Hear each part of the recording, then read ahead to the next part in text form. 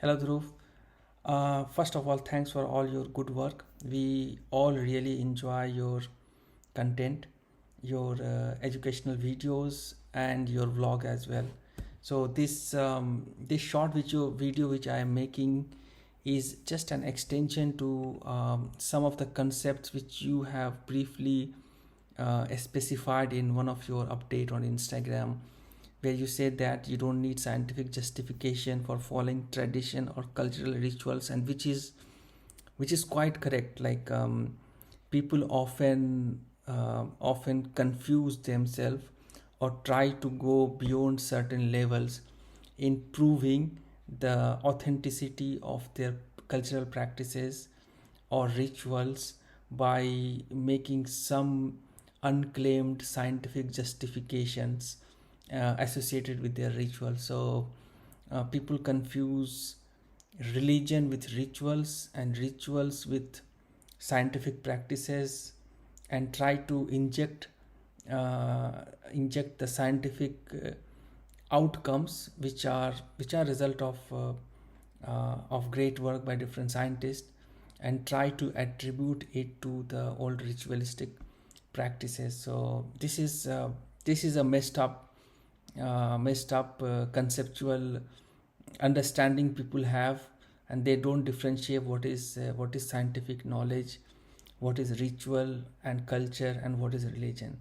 So I will try to give a brief explanation of how the rituals in our system, in our society actually flows, and what is the role of religion in there. Because from your video it seems that like you are still on a journey to seek the truth. And what we believe, I come from an Islamic point of view, and what I believe is, and what most of the scholars also believe on the same line. Though I'm not a scholar, I'm just a normal person trying to understand religion, is that if you seek truth, like with the true intention, you will ultimately find it at some stage in your life. So it's a matter of your intention, your heart. Like, if you are not biased, everyone will get a calling at some point of time in his or her life, to understand the ultimate truth of the existence. So this is what is destined to come if you are sincere in your approach. Yeah. So I will try to explain the hierarchy of religious beliefs and how it links with cultural practices and rituals in coming section of this video. And before I jump to that, I would like to introduce two books to you if you have time. This is the translation of Holy Quran by Dr. Mustafa Khattab. So most of the translation, if at all, if it is in your agenda, to refer a book on Islam, Quran is the best book. It has got everything in it. This is the first primary source of knowledge for Islam, and this translation is very easy. It's meant for the people who are of this age and time, because the classical translation, it may be very poetic in a Shakespeare way, difficult to understand, but this translation is really good. I think you will find it very interesting, and there are context also given in it.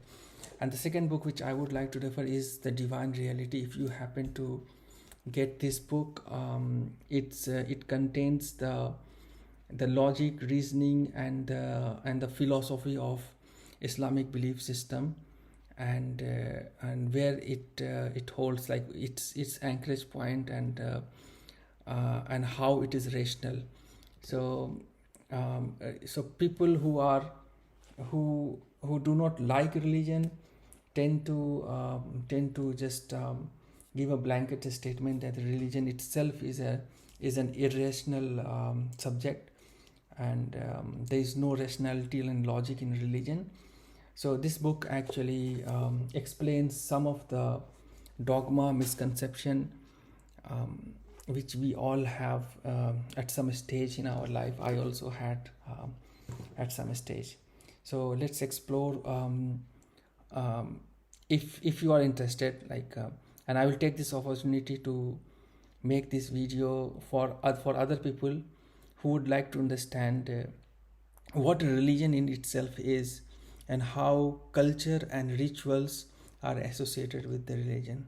So I will come on my Apple iPad, and I will try to explain this thing next. Okay, so every religion in itself has got different thing. If you look from outside, it looks pretty complex, but if we just deep dive in it, and the way I look into the religion, not specific to any one religion but any religion, and even if I can include atheism as well, which is being a Gnostic in Hindi, it will look the same in a structure. So what we have different layers basically. Let me explain this. So you will see mostly every religion talking of these three layers. So on layer 1, which is the inside layer, I will say layer 1. This layer 1 actually talks about three things. One is source, and it talks about the journey, and it talks about the destination. So this thing is called the philosophy of the religion. Hindi में इसको बोलेंगे हम धर्म का जो दर्शन शास्त्र है, जो उसका दर्शन है, उसका असल में उसकी फिलॉसफी क्या है. Basically that will be the first layer, which is the core layer.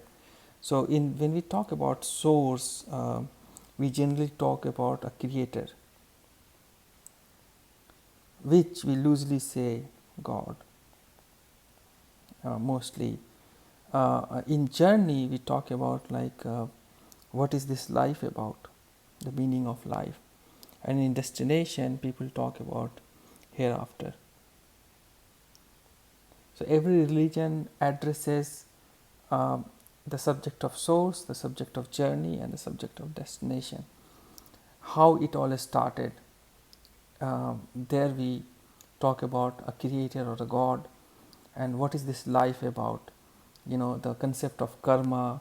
In Islam we say that जो भी अमल होता है उसका एक रद्द अमल है, मकाफात अमल है, those kind of thing. और डेस्टिनेशन है, हेयर आफ्टर है. हिंदुज़म में हम कहते हैं कि वो एक पुनर्जन्म है, एक साइकिल है, और 7 साइकिल के बाद अगर आप जो है ह्यूमन योनि में अगर आप 7 बार पैदा हो जाते हैं इस दुनिया में, then you ultimately get a part of the God. So ये कंसेप्ट है. इस्लाम में भी एक ऐसा ही कंसेप्ट है हेयर आफ्टर का, कि वहाँ पे आप इस दुनिया में जो भी काम करते हैं उसका हिसाब होगा. एक डे ऑफ रेकनिंग है जहाँ पे आपको उस चीज़ का हिसाब देना है. So this is first layer, which is philosophy. Now when we come to the second layer, this is basically methods and practices, which is basically the domain of rituals, right? So these rituals actually flow from the philosophy. So whatever your philosophy of religion is, ritual follows those philosophies in general, right? Even I said that the structure is same for atheism. So in atheism, we talk about source, like we say that life originated, but we say that there is no planner, it's all random, cold, blind physical forces. It just happened, and then millions of years, and somehow humans came in, in this life form. So that's atheism. And then we have theism, like different religion. Then we have Semitic religion and non-Semitic religion. So we will not go in those classifications. I will just give a brief idea how it looks like from a structural point of view if you look from outside. So layer 1, this layer is your first layer, which is your philosophy of the religion. Then you have got rituals, which is methods and practices. Then you have got a third layer, which I say outcome, where we have got intrinsic human values, emotions, which are actually produced as an outcome. So what I mean by this is that things like so let me name it layer 2, which is rituals, and this is layer 3. I just made these terms up, like it's not from any book, it's just from my understanding. It's not like I'm speaking from an Islamic scholarship point of view. No, this is just my understanding to make things clear, because people often fight with each other in the name of religion, and you will see a lot of politicians making issues which are pertaining to rituals, and they try to find minor hair cracks where they can polarize people, and so that they fight each other, and the majority votes are splitted actually. So if you get an understanding of what I am explaining, pretty much you will be able to understand your own religion in this framework, and try to understand other people's religion as well. Okay, so the outcome, when I say, it's things like love, sacrifice, or like what all things we have, compassion,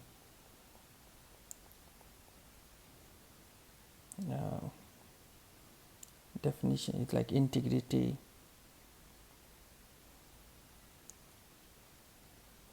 justice, fairness. So these things are actually an outcome of what we produce as an outcome which people can experience. Like people can experience love, people can experience sacrifice, compassion, integrity, justice, fairness, and there are other things which we like. We smile on each other, right? So these kind of things are the outermost layer which people experience as part of someone who is religiously sincere, basically. Because if you don't come from a sincere religious point of view, there are things which will not make sense. Why will you sacrifice your time for other people? Like what's the point of loving someone which like you don't know? So those kind of things are actually flows from the religious philosophy, and you develop some habits, and which take form of rituals, and you produce some outcome, right? It's quite possible, like if you see a newly born baby, like he is not exposed to any religious teachings, even though he has got some of the layer 3 qualities. He loves, he has an inbuilt tendency to love other person, but he has got other tendency as well to be selfish with his toys or something. So there are positive things like childlike things, there are childish things.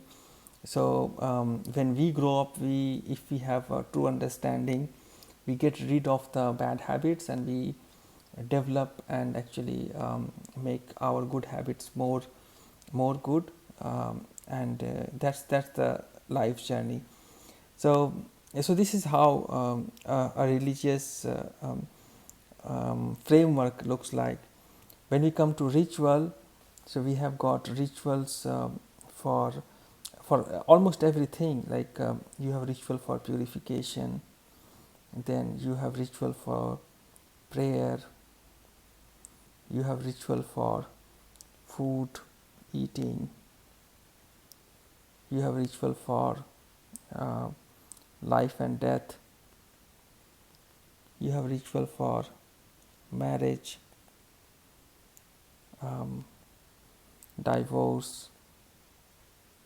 So pretty much everything which we as a human um, we experience and we do is all comes under ritual. And then we have festivals, which are a set of rituals combined all together and celebrated in a way that people become familiar with it. So this is how it is. So when we say like in the post, when Dhruv says that we don't go for the scientific proof for rituals, like we just follow rituals because we like it.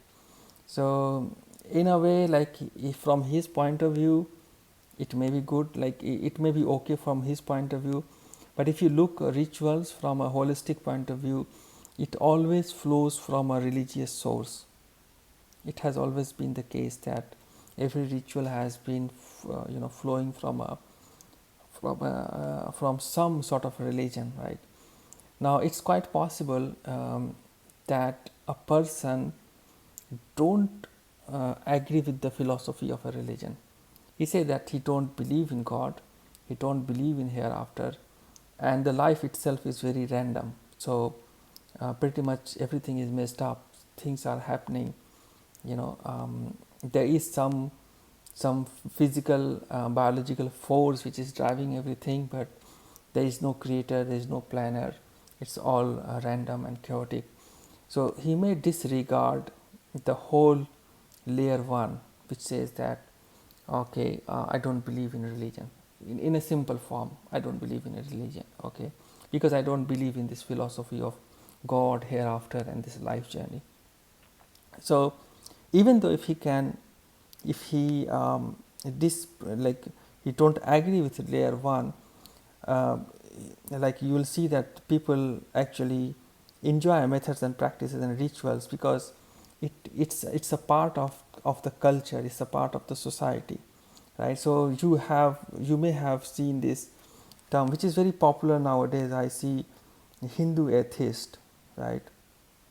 People say I'm a Hindu atheist. Like basically, what that person implies that he don't believe in a God or hereafter or life journey. It's all they think that it's all man-made term, like just to achieve some social or political goal. But since I'm in India, I love Holi, Diwali. I love certain aspects of these religious practices and celebration. So I still identify myself as a as a uh, as a person of Hindu origin, but I don't believe in the Hindu philosophy of God, life, and hereafter. So that is a Hindu atheist. Similarly, if a Muslim person, like he says that okay, like let me write it down, um, Muslim atheist. So it's very rare to find a Muslim atheist um, um, due to some reason. I will explain it in some other video. But basically, what he's saying that I like Eid or Ramadan and other things in Islamic sphere, but I don't believe that there is a God. I don't believe that I will be resurrected again after death. So that kind of person who is actually adhering to the methods and practices and rituals of Muslim society or of Islamic origin, but don't believe in the philosophy of Islamic theism, that person will be a Muslim atheist, which is very less likely to find anyone who is like this. If a Muslim becomes an atheist, he prefer to call himself like an atheist.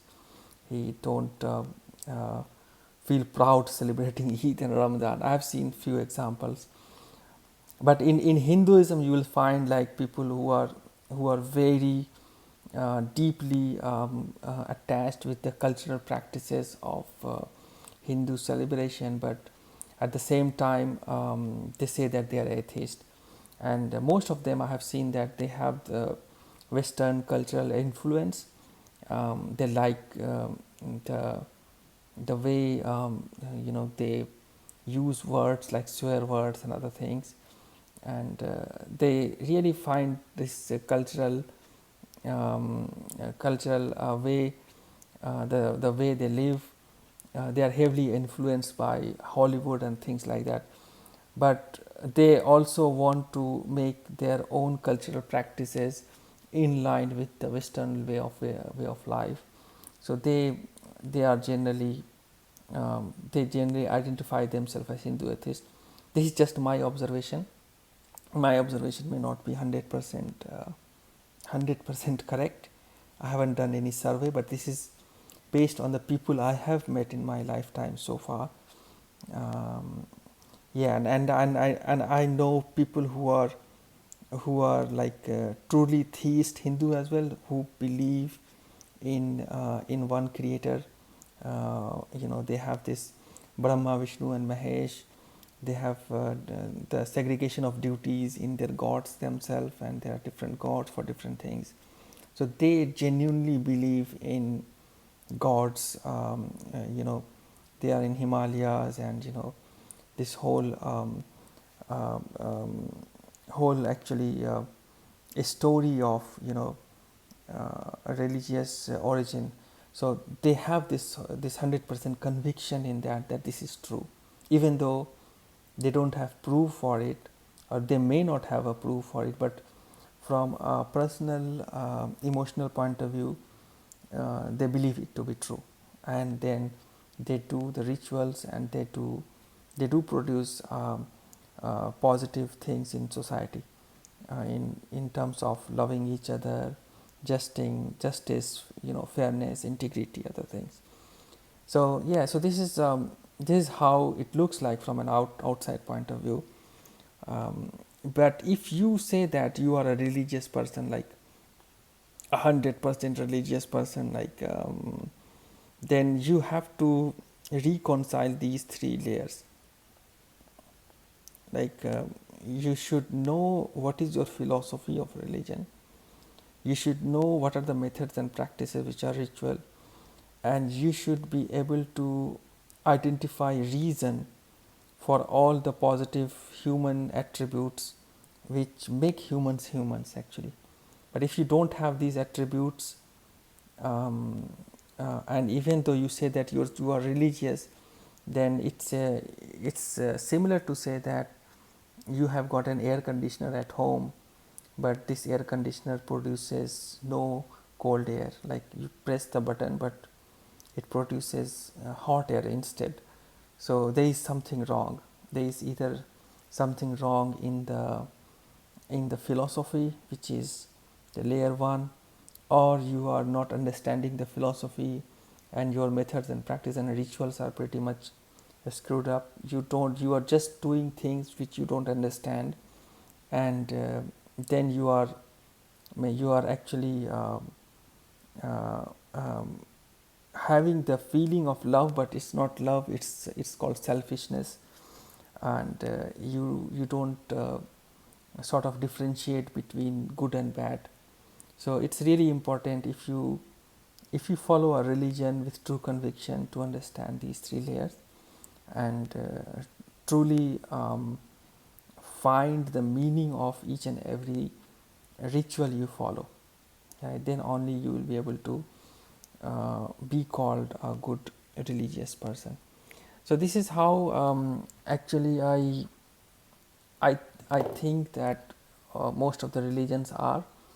And when Dhruv says that you don't need scientific justification for following a tradition, so in a way he is right. Scientific justifications are not something which is necessary for following a traditional or cultural ritual. The source of a ritual is religious text.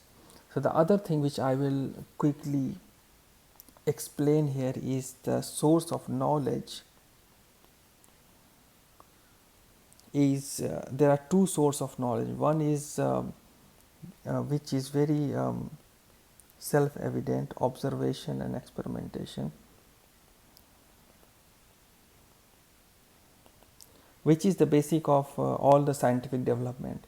We observe something, experiment, build hypothesis, and then again experimentation, try to validate the hypothesis, it becomes a fact, and we get a knowledge, like we decode one of the secret of the universe. The other source of knowledge is revelations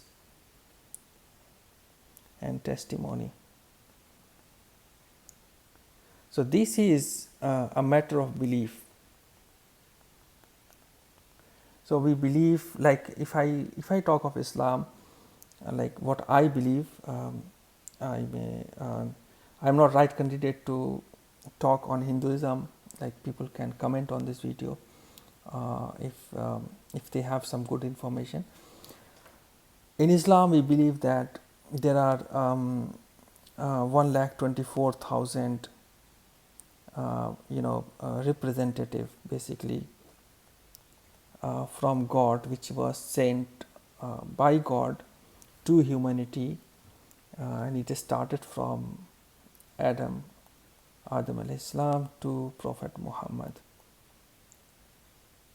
In different region, different culture, different time and age, and the total number is this. So, Muhammad, we believe that he is the final messenger. Like after him, there is no messenger coming, because he has produced a book which is final, and it's kind of the book which people will be following till the day of judgment. So 1 minute.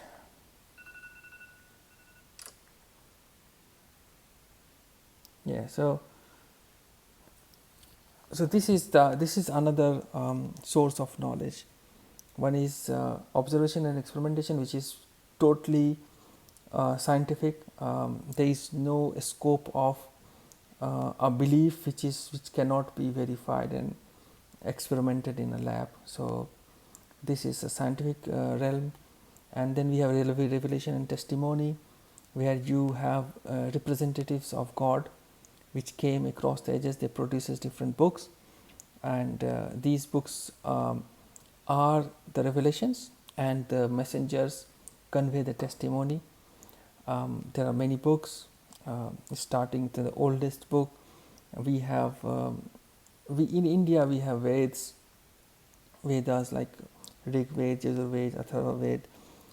There are passages and verses which we can relate to the final book.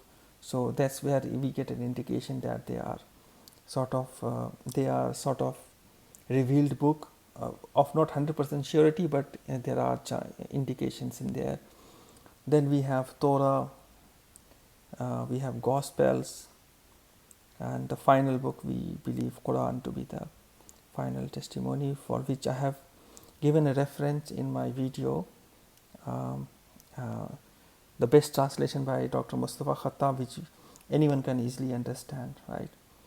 So whatever religion you follow, you go to the primary source of the knowledge. So basically, primary source are the religious book.